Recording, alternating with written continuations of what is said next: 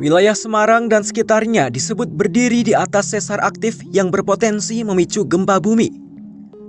Temuan itu diungkap oleh Badan Riset dan Inovasi Nasional atau BRIN setelah menggelar ekspedisi geologi darat di 3 zona utama di Jawa Tengah.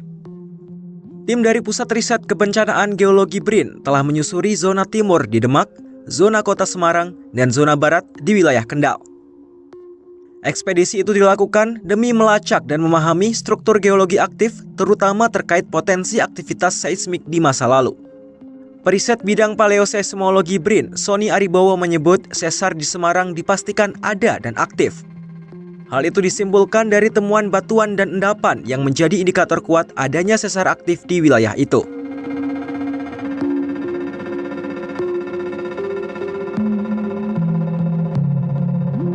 Berdasarkan ekspedisi geologi darat, BRIN mengungkapkan sejumlah temuan mereka di 3 wilayah Jawa Tengah. Di zona timur, yakni wilayah Demak, ditemukan gawir besar atau lereng curam setinggi 1 meter di atas endapan aluvial muda. Struktur ini diduga terbentuk dari peristiwa gempa masa lalu. Di zona kota Semarang, tim ekspedisi juga menemukan struktur gawir yang mencapai 4 meter. Sedangkan di zona barat, Kendal, tim menjumpai jejak gawir sesar setinggi 0,5 hingga 3 meter.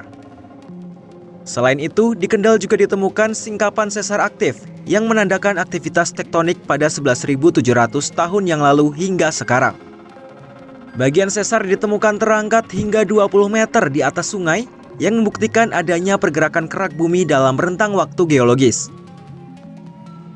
Atas temuan-temuan itu, BRIN menyatakan pihaknya akan kembali menggelar ekspedisi lanjutan pada Agustus 2025. Ekspedisi lanjutan itu diharapkan dapat memperkuat pemahaman soal gempa bumi di Jawa Tengah dan mampu memperkirakan siklus perulangannya di masa depan. Hal itu penting dilakukan agar masyarakat bisa lebih siap menghadapi risiko bencana di masa mendatang.